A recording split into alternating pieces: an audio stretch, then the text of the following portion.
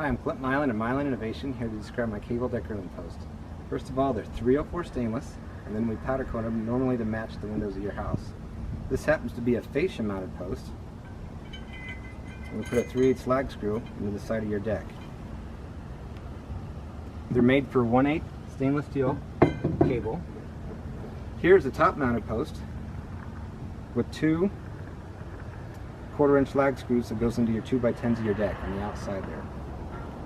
4 screws total, and I'm telling you, this is really solid for a top-mounted post. Most of my customers, this is 1" by 3" aluminum, powder coated the same. However, most of my customers use a Ipe wood, which looks really sharp.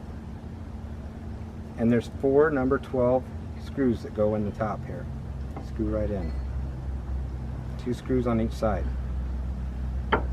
The cable slides through here with the Allen wrench that fits on the side to turn it, to tighten it. This side, you slide the cable on, and once you try to pull it back, it just tightens stronger.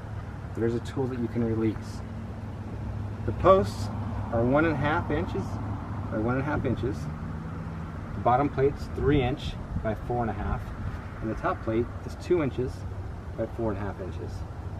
In between each wire is 3.3 inches, which meets code. 10 cables total. Over here, while I'm walking, I will say these are the heaviest duty ones on the market. You use that as a pry bar if you wanted to. The top step post has a flat and then a bent, so you can screw your angle on there. Now on the stairs, they have a swivel plate that goes from 33 degrees to 39 degrees. Matches most stairs. Variants there.